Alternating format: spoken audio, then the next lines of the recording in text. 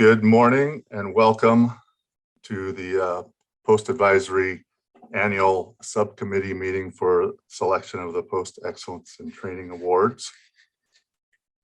We're going to begin with opening for public comment. This is the time set aside for members of the public to comment on items on the agenda. The chair will manage the public comment period in deference to the committee's workload and meeting time constraints. Up to 15 minutes is allotted at the beginning of each meeting for public comments on items on the agenda. Members of the public who wish to speak are asked to limit their remarks to no more than 5 minutes each. If we have many people who wish to speak on the same topic, I, as the chair, may intervene and will ask that you limit remarks to no more than 1 minute. Pursuant to existing commission policy, the chair may conclude the public comment period if multiple speakers are voicing repetitive or similar statements and the 15-minute public comment period has expired. Please remember, well, that's embarrassing.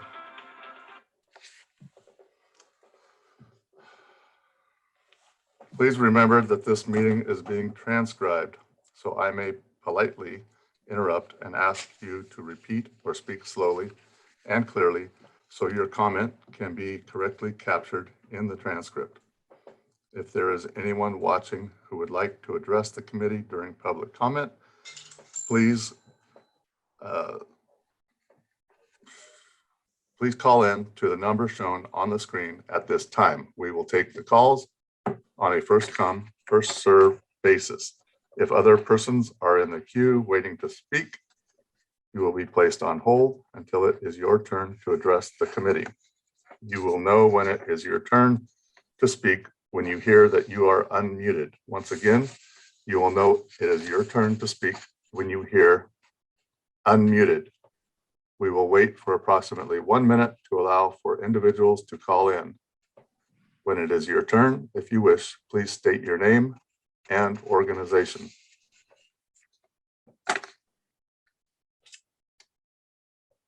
Do we have any public comment?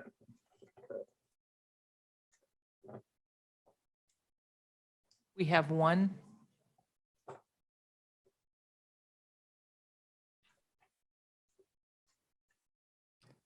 Caller, if you're there, go ahead.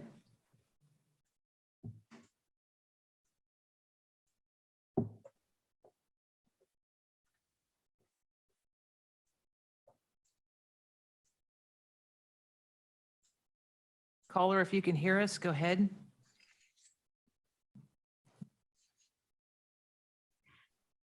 Okay, Randy, we're good to go. Okay.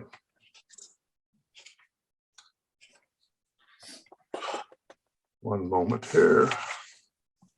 Okay, next would be reviewing guidelines for the nominations. And I'm going to read over the general guidelines. The committee chair or his or her designee will lead the award selection meeting. Post staff will be present to serve as neutral facilitators and are available to advise the committee of any further information they have regarding any specific nomination, not for purposes of influencing a decision, but rather to provide any clarifying information regarding the package or knowledge of the nominee. The committee chair or his or her designee will select an advisory committee member as a scribe to record factors to present findings to the commission.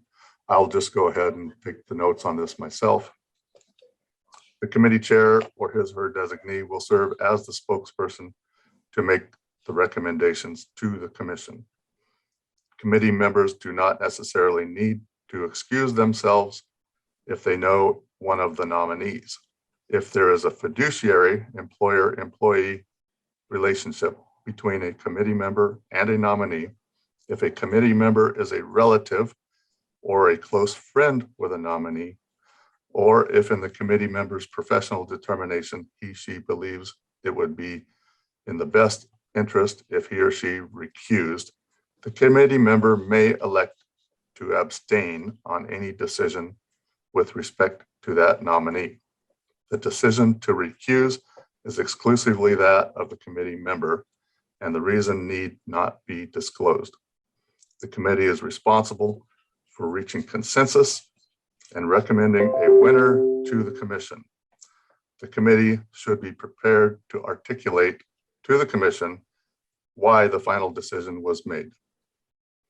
To preserve the integrity of the award, if, in the opinion of the committee, there is no nomination that reaches the threshold criteria of the respective award, there is no necessity to present the award.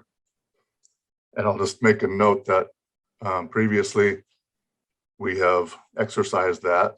And then also we've exercised that with a runner-up if we had one that we didn't believe reached the threshold or the qualifications. It is imperative that any concerns or differences of opinion with respect to any nominee be discussed in the selection forum rather than before the full commission. Post staff are not allowed to advocate for any nominee, nor are they allowed to exercise any vote. Now I'm going to review the nominations list.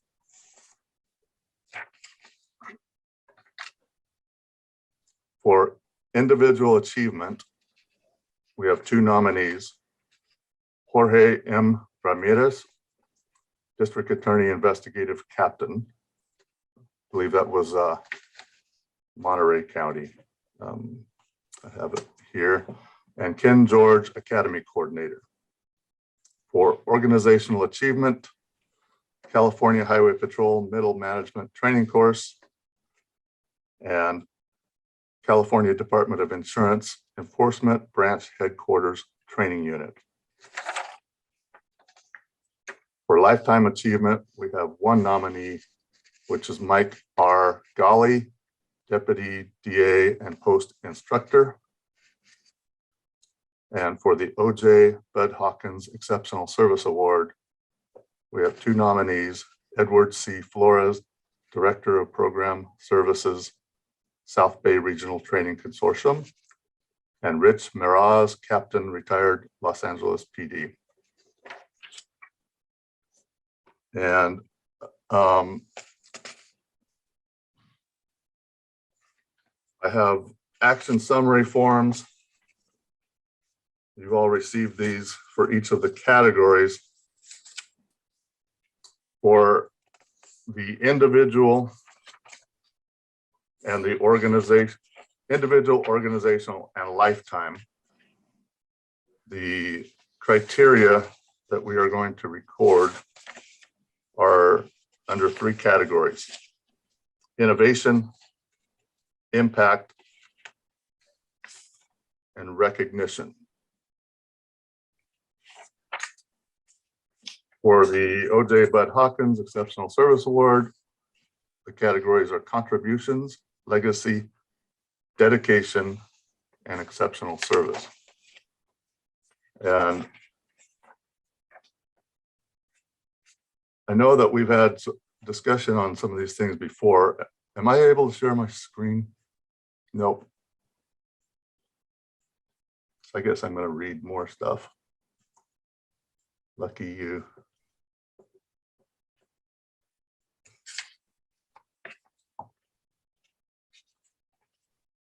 All right. So I just want to read the criteria, the evaluation criteria. This is on the Post website before we start with each of these categories, so it's fresh in our minds. For individual achievement, the award for individual achievement is given for remarkable effort or accomplishment resulting in a singularly significant or extraordinary contribution to public law enforcement training. The individual's contribution must involve innovation, a demonstrably effective project, task, or assignment that has significantly impacted or benefited law enforcement training at the organizational, local, or state level. Outstanding contributions may include, but are not limited to, innovative approaches in the preparation, presentation, application, implementation, evaluation, planning, and/or management of law enforcement training programs. At this point, I'm going to open it up to the committee for discussion on our two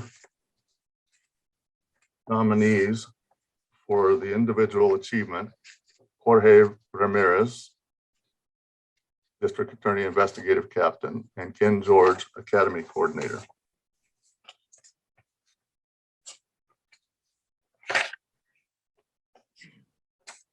One at a time, please.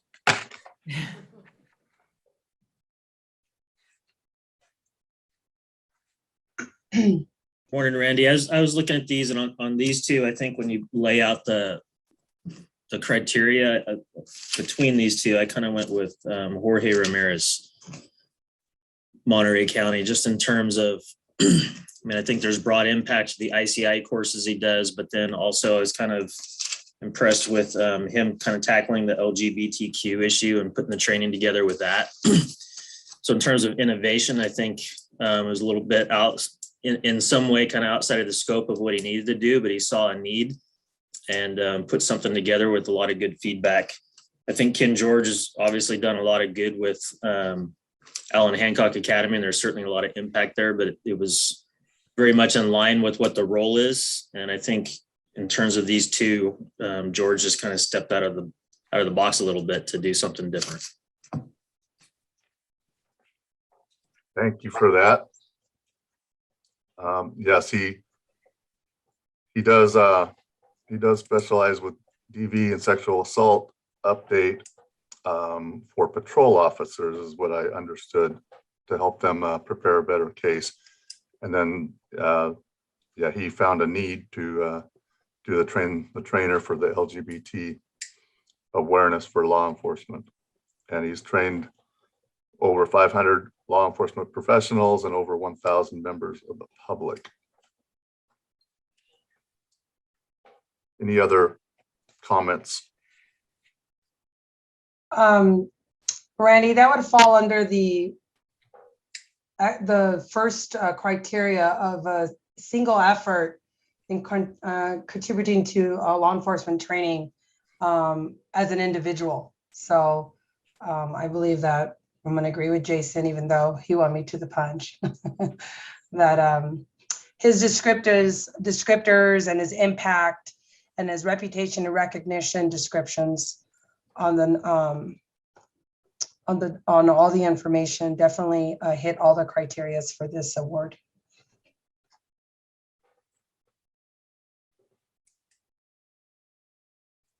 Other comments?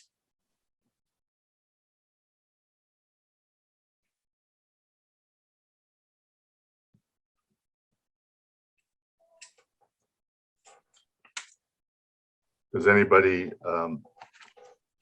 disagree with selecting Jorge Ramirez for the recipient of the individual award?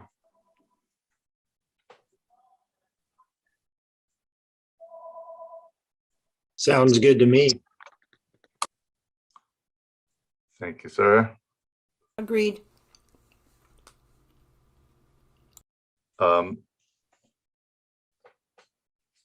let's handle this one to completion first.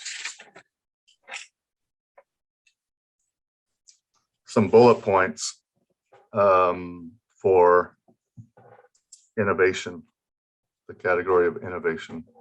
And then after I get some bullet points, then I can write up something that flows that I can present to the commission.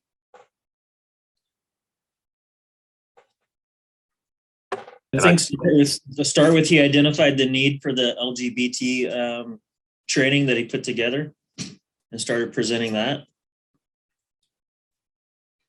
And then I think you also mentioned, he also identified a need from a DA's perspective, some training to do for sexual assault, and I can't remember what the other one was right now, but for patrol officers for more effective reports and prosecutions. Beyond the scope of something like an ICI core course or something like that.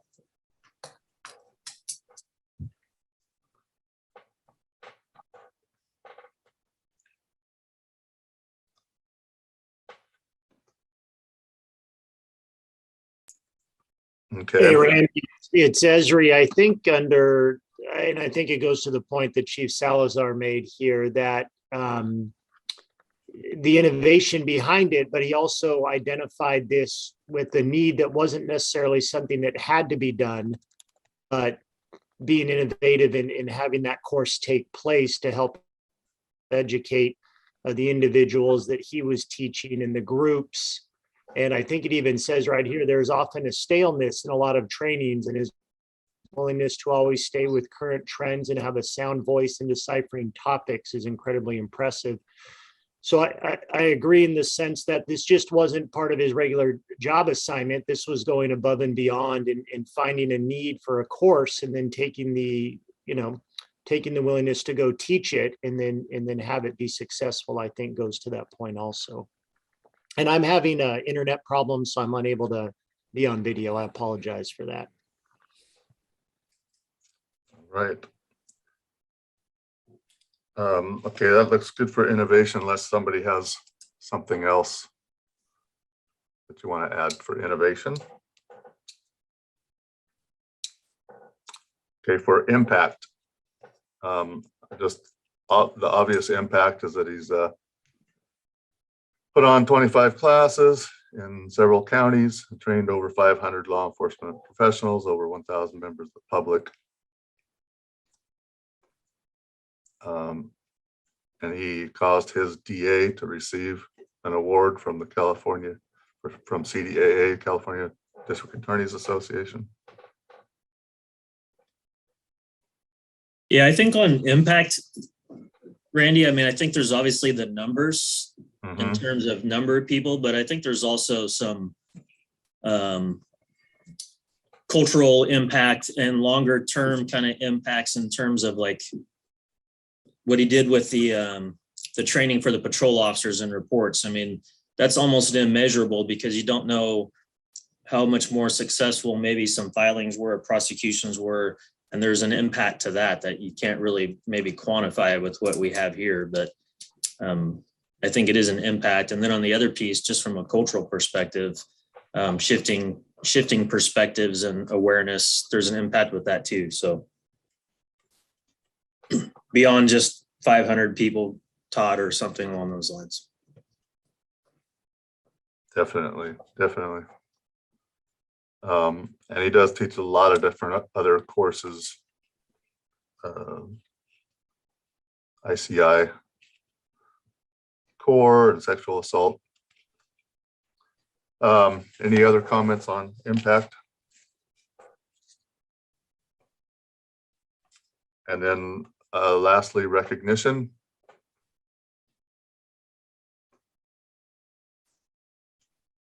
I talk about, the amount of recognition that's come from various entities, individuals, different types of folks, students, obviously the public. That is a large amount of impact from different people. They talk about how George is a humble man. I don't know him personally, so I can only go by what is written here, and how he recognizes what needs to be done, to teach these courses and to make folks understand his curriculum. And then they come back and say, hey, your curriculum made me help me with my case. So that recognition of the true impact and of his training is seen on the information provided. Seems like based off the information, that people really tend to understand the way he, guides his information and teaches it, and is received at a high level. So I think the reputation he has is more than outstanding. I'm just going to add the above and beyondness of what he did.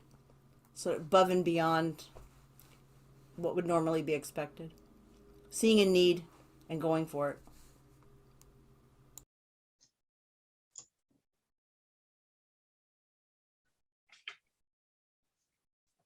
Okay, I have some good bullet points I can put together. Does anybody have anything else they'd like to add on Mr. Ramirez? And then under recognition, I said we should also recognize the fact that he's received all these other awards that were notated. So Okay, it looks like there's like 4 or 5 of them.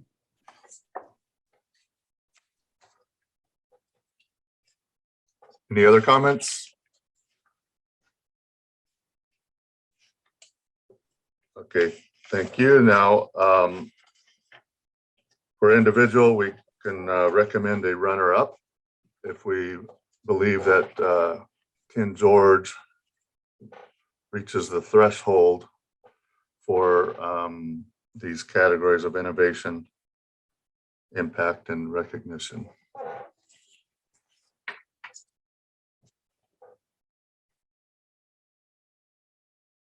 Is the runner-up a shall, or is it just in case something doesn't go right?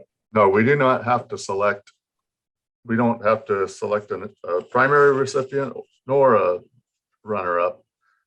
We've selected a primary, so it's up to us if we believe that any other nominees, which there's only one, reach the threshold required to receive the runner-up recognition.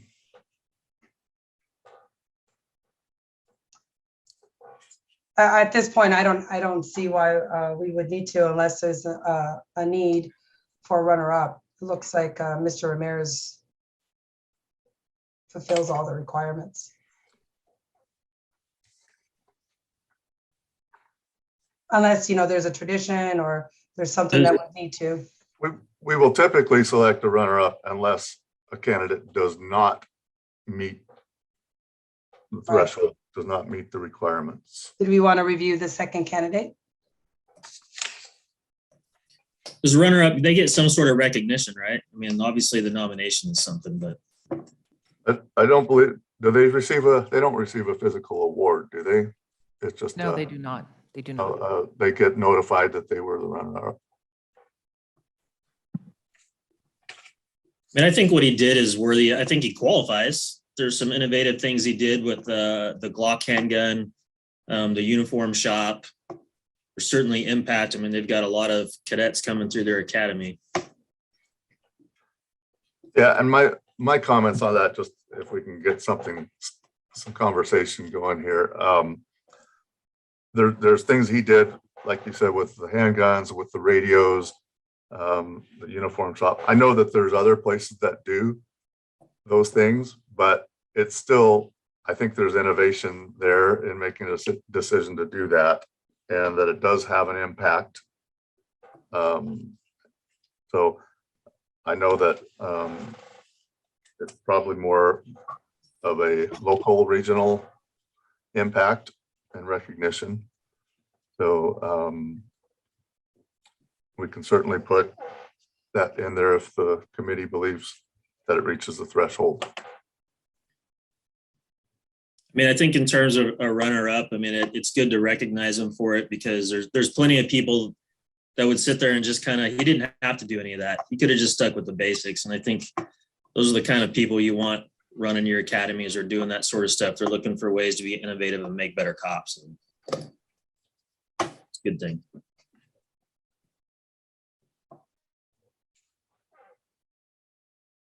Okay, and just based on the things that have been said so far, I can pull some bullets out there and make a synopsis.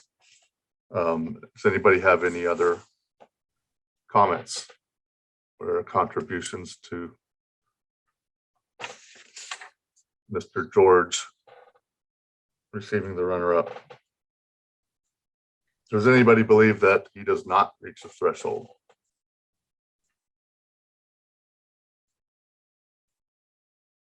Okay, I'm going to take that as a agreement that he should be selected for the runner-up. And we will use the comments that have been made so far as a justification for it. Any other comments about the individual category? Sheriff. Sheriff, I just want to let you know, you have the ability to share your screen now if you would like to. Excellent.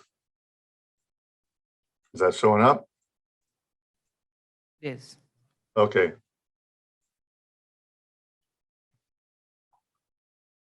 I'll go ahead and read this for organizational anyway, in case there are people on the phone. This award category recognizes the achievements and contributions made by an organization dedicated to law enforcement training. The award is one wherein training, responsibilities, and initiatives must have resulted in substantial contributions to public law enforcement and reflect a high degree of training effectiveness and service. The contribution must be documented and describe one or more projects or programs that are primarily training in nature rather than an operational activity. Outstanding contributions may include, but are not limited to, innovative approaches in the analysis, design, development, implementation, evaluation, or delivery of law enforcement training programs. The criteria may include both quantum and long-term improvements or successes.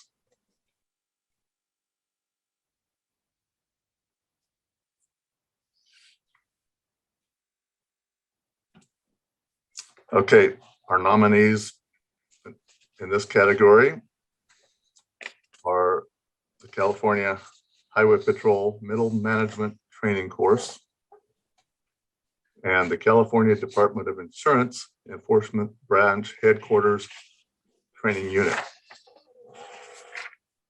And before I make my comments, I will open it up to the committee.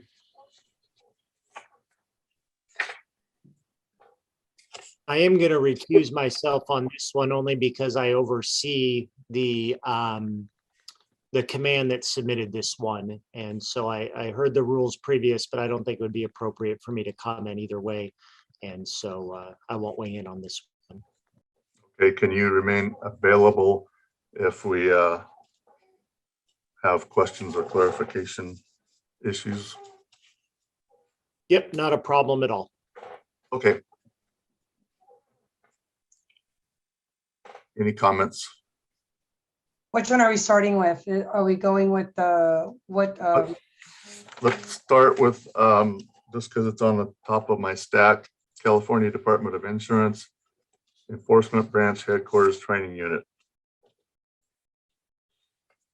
Actually, if anybody wants to just give your thoughts on who should receive this award, go ahead and do that, and then we can go into the details of it. When I was reading the California Department of Insurance information, it really caught my attention about how they went from, you know, having these issues and improving and bringing them up to, you know, where they're at now with their training and their FTO program. And, you know, they've adapted, you know, they expanded a 3-week basic investigator course to meet all the requirements, and, you know, all the information that everybody has on their screen, I'm assuming, that we definitely don't have to repeat over, but I think that they had a really good impact on going from, you know, being somebody who's possibly feeling like they're struggling on their training to a successful, you know, FTO program for this department that's actually effective, more than what they had prior. So the California Highway Patrol one was definitely impactful reading too. It's an attachment. And And definitely we can say that they're succeeding in their training components and what they do. I was definitely impacted by reading the California Department of Insurance one though. And I believe also just based off my knowledge of what they do or don't do.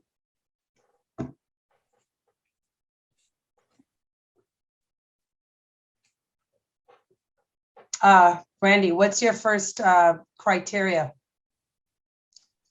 Go ahead, tell Again, us your criteria on this award. Maybe it'll help for communication. So let's just check off the right criteria and then we can move from there. Well, again, it's the same. It's the categories are innovation, Okay. I didn't want impact, to double check. Okay. and recognition. I have a question, Randy, and maybe one of the post staff can help remember, because I think we evaluated a similar proposal or nomination from CHP on their supervisory course. I don't remember if they received the award was last year or the year before on that one. I think wasn't that in December? Is that the one you're talking about, Jason? Yeah, CHP received that award for supervisory last go around. Okay. Yeah. I guess my 2 cents is I think there's some innovative stuff with the DOI's submittal, with the virtual reality. It's a little bit different. I'm a big fan of the CHP program. I've actually, because of their last submission, I've sent some people to their class to plagiarize and kind of copy some of it here. So I think there's a lot of good benefits and we got some good feedback out of that. But to some degree, it's basically just the management version of the supervision one they did last time. So I kind of lean a little bit towards the DOI one on that one. I think it's a fresh reminder on, how like you're saying, Jason, they did have already a baseline for this criteria. And I think the California Department of Insurance definitely had to start from less of a basic foundation for it. And where they've gone from point A to Z is pretty good. And I think it needs to be recognized. So Randy, on your innovation category, do you have a bullet point there yet? Well, let's hold up for just a second on that. To avoid, because I'm a big opponent of groupthink, and I would like to hear if anybody has justifications that they'd like to present for the CHP Middle Management Training course.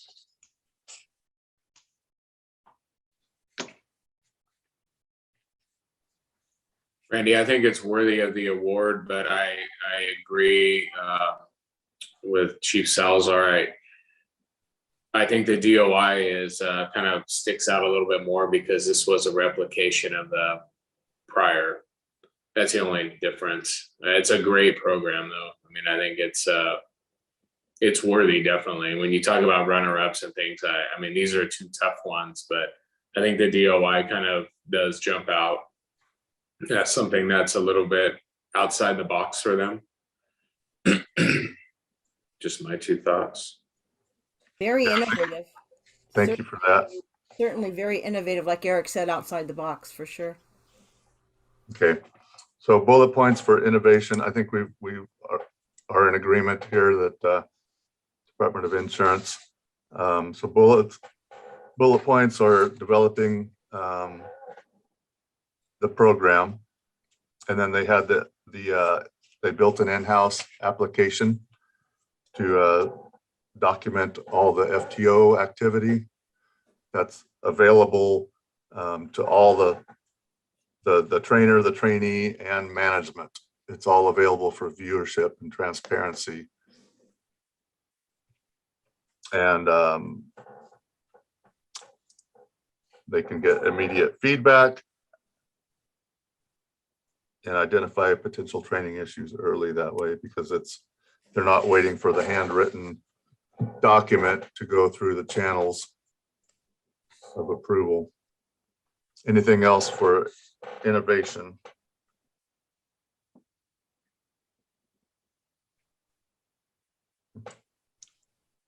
Okay, I'm sorry, Randy, did you catch the virtual reality piece in there? I didn't. yes. Okay.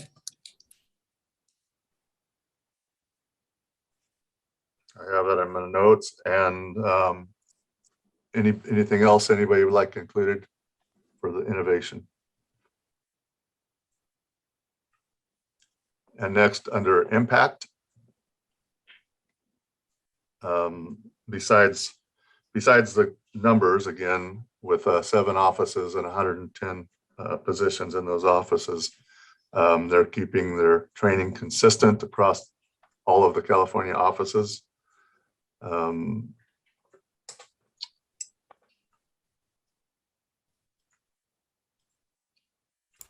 Do we want to mention receiving the Commissioner's Award? We'll put that in the reputation and recognition Okay. section for sure.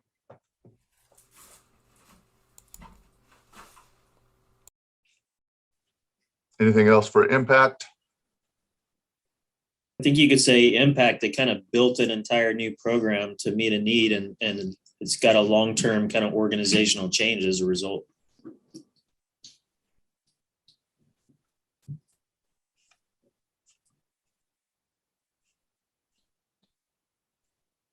Okay. Anything else? Okay, reputation recognition. We have the internal awards from CDI, including the Commissioner's Award. We have their partnerships with Post and district attorney offices and other law enforcement agencies throughout the state. And just my personal experience, I know that when I was with the district attorney's office and part of the California District Attorney Investigators Association, CDI joined that association and started doing concurrent training with the DA investigators. Anything else for recognition?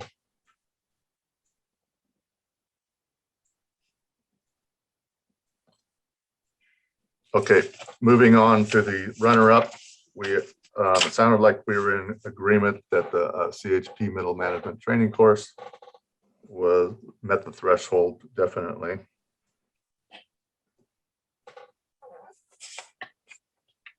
And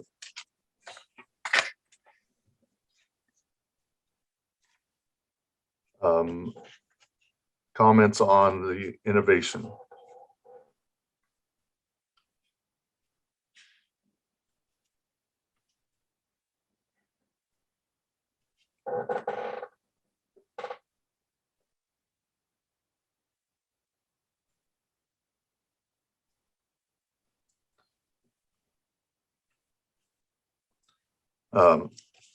So I'm just going to pull some items from their description that they created this course that anchors around or centers around 6 pillars, and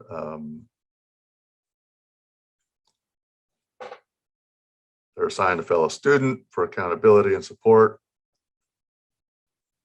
and they return 30 days later and test their technical competence and their leadership acumen.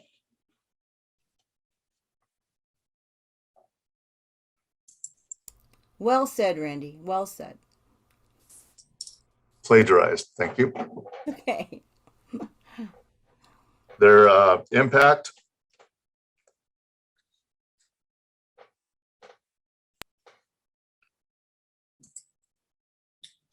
Am I going to have to do this too? I mean, they had I can't remember what the numbers were, but obviously a significant number of people they trained in it. And then I think impact is culture, future succession planning.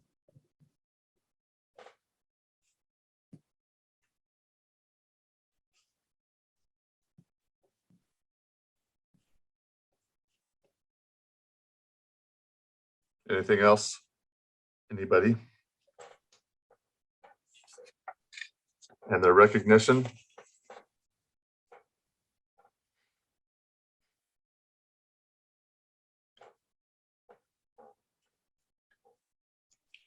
Did they also have awards prior, like, or none? I don't know if my memory, I lost my screen on that right now, so. Yeah, they've had previous awards with a similar program for supervisors. And Right. I think this is just going to be recognized as another step in their progress and developing training for the different levels within the organization.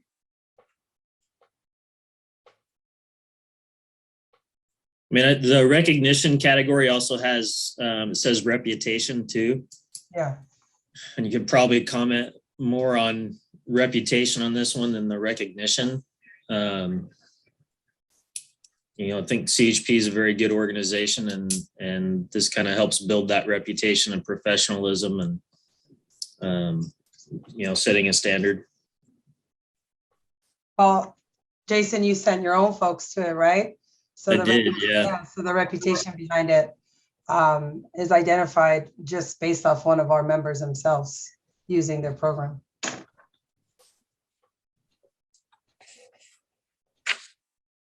Okay. We're moving forward. We're now at the lifetime. Unless anybody else has some other comments, I don't want to cut you off. All right, lifetime award, Mike Golly, Deputy DA, Post Instructor, Deputy DA with Santa Clara DA's office, and Post Instructor with South Bay. He is our only nominee, and from my viewpoint, I don't want to taint you or cause groupthink also, but I think that he definitely reaches the threshold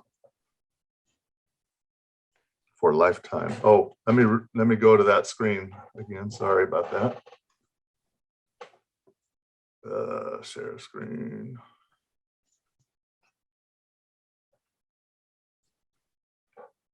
Okay, the lifetime achievement is presented to individuals who have contributed to public law enforcement training over a substantial period of the individual's career.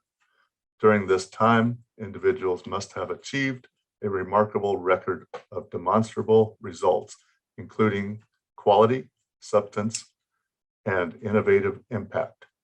He or she must have consistently maintained highly creative and effective effort, displayed exemplary service, and exhibited strong leadership skills. The individual must also enjoy a reputation as an innovator and leader among peers and within the local, state, and regional levels. And then down here, for lifetime achievement, must have been active in law enforcement training for a minimum of 15 years. And he's definitely way more than 15 years here, since 1985. 1984, yeah.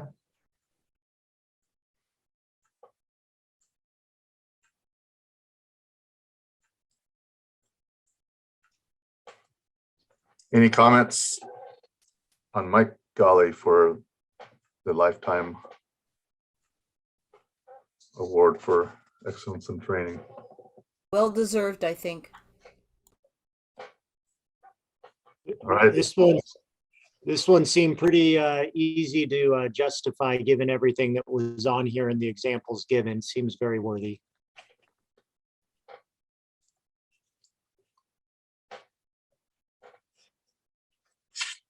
I concur, Randy. Okay, thank you. I am, to expedite this, I'm going to just start with the innovation that he took it on himself to research, write, and publish the most current California search warrant manual, which I've used extensively over the years. He updates the manual with new editions every 18 months. Does it at his own expense, receives no compensation. And he publishes a search and seizure manual for all law enforcement and prosecutors alike.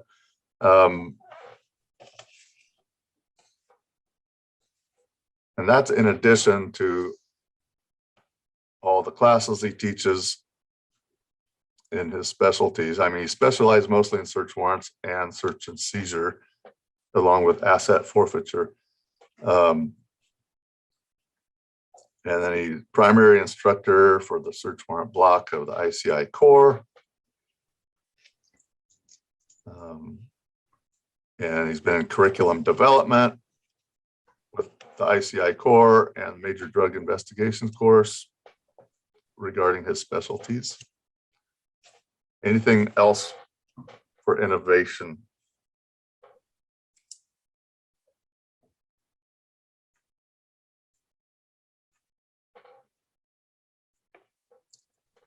Okay, for impact, I thought it was pretty amazing that he has personally written over 2,200 search warrants for law enforcement officers throughout the Bay Area. I've written a couple in my total of 30 years in law enforcement. I haven't even come close to it. I don't think I'm close to 1/10 of that, or even a 1% maybe. I don't know. But it kind of got me here that all of his classes, he tells the students to reach out to him any time of the day or night, and he's received hundreds of calls. Where is this? Hundreds of times per year over the last 25 years, he gets calls. And a lot of those calls, you got to know, are at nighttime, and it refers to one that was at 2:30 in the morning. That's pretty impactful that he's provided that service to all the students of his courses over the almost 40 years that he's taught.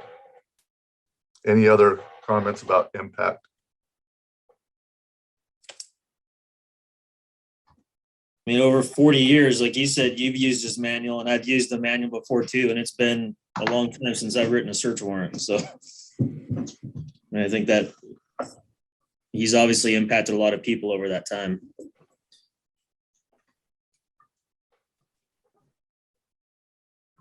Anything else? Then, and then his reputation, of course, dovetails with that. Received numerous awards, and then he's trained over 5,000 law enforcement officers, and received awards from CNOA and other agencies, CDAA. Anything else on recognition and reputation?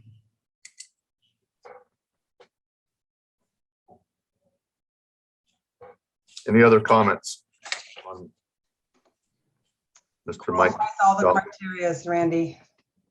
What's that? Qualifies for all the criterias.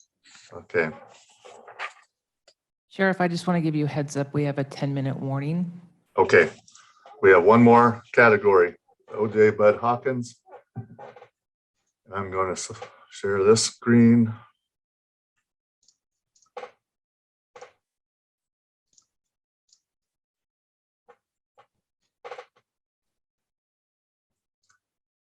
So on this one, we have the categories of contributions, legacy, dedication, and exceptional service.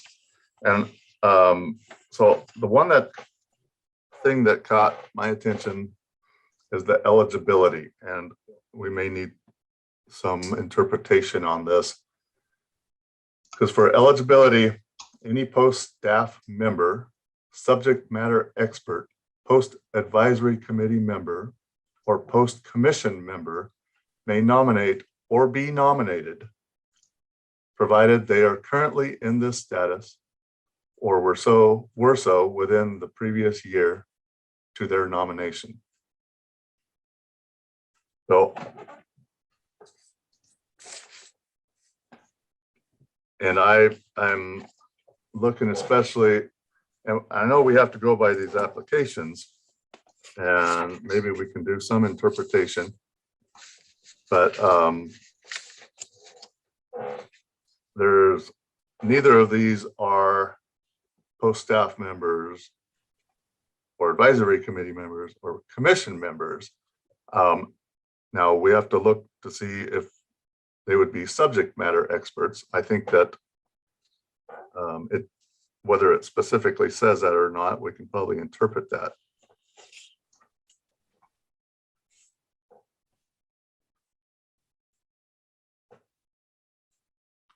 So, discussion. We have our two nominees are Edward C. Flores, Director of Program Services, South Bay Regional Public Safety Training Consortium, and Rich Meraz, retired captain from Los Angeles Police Department. And my first comment that I'm going to make is that I'm somewhat aware of Rich Meraz's reputation in instruction, but I'm going to say that this application is fairly tepid and not really telling the story like I would like to see it be told. I know that there's probably a lot more to be told, but it's not in here. Kind of like when the DA looks at your report and rejects it because don't have all the elements of the crime. Randy, I'll have to recuse myself because I know the applicant.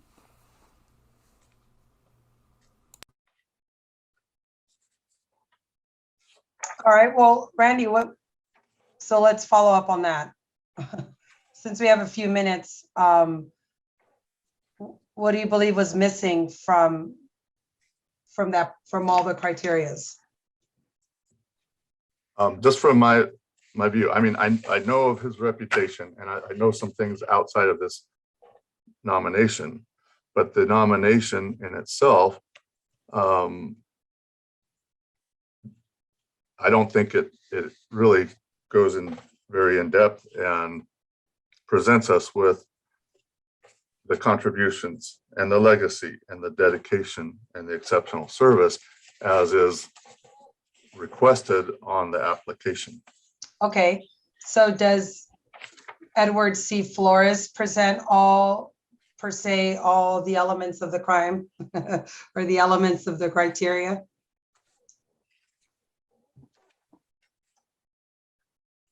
In my opinion, Extensive. it's written out very clearly that Right. it does. However, I think it's up to our committee to determine if he meets the eligibility under one of the categories that's listed on that page that I'll put it up one more time here. Yeah.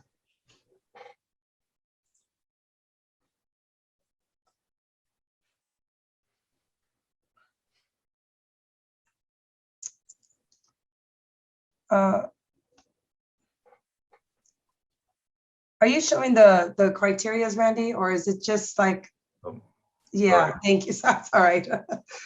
Yeah.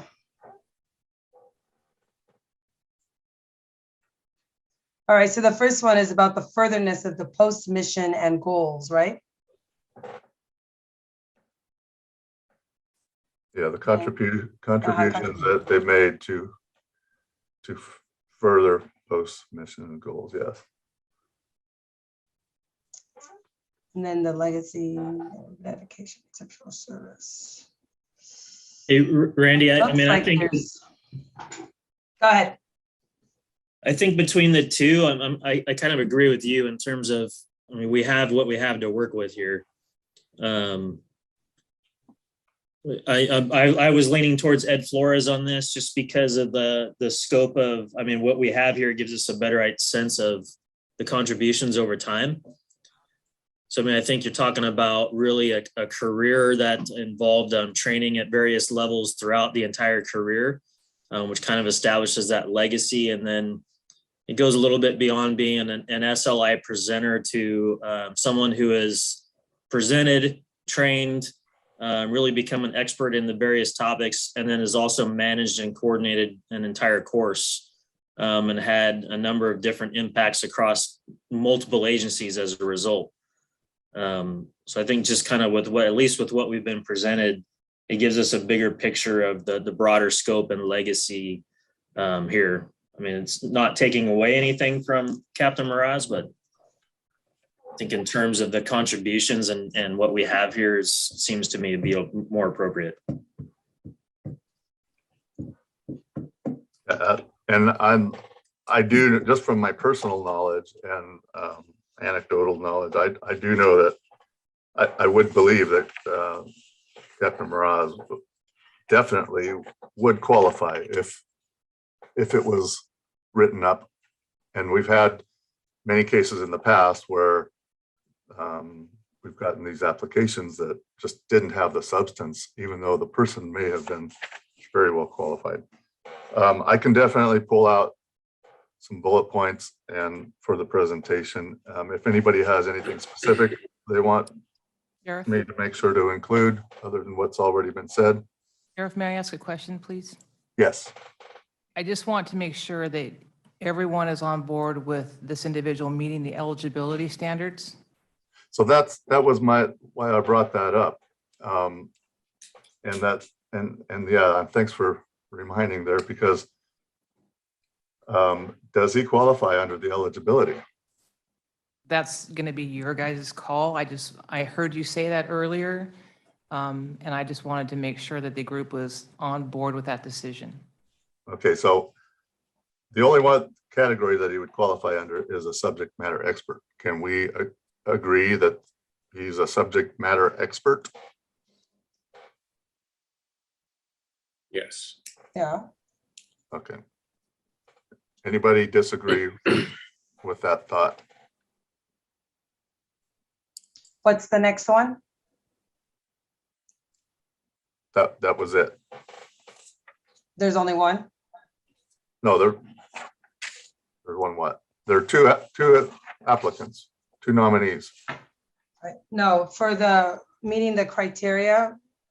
The eligibility would be Yeah, any the post staff member, subject matter expert, post advisory committee member, or post commission member may nominate or be nominated, provided they are currently in this status or were so within the previous year to their nomination. So there's the other thing.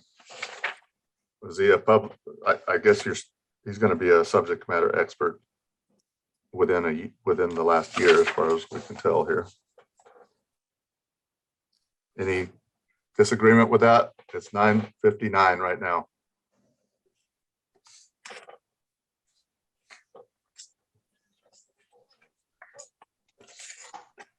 Okay. Any other comments? All right. This meeting is adjourned, and I guess we'll just stay on here for the regular advisory committee meeting, and hopefully more people pop in. I'm sorry, Randy. I'm just want to clarify, maybe I'm not the only one. So did Mr. Chief Flores, Mr. Flores meet the criteria or the eligibility, or did he not? I believe that we qualified him as a subject matter expert. Okay.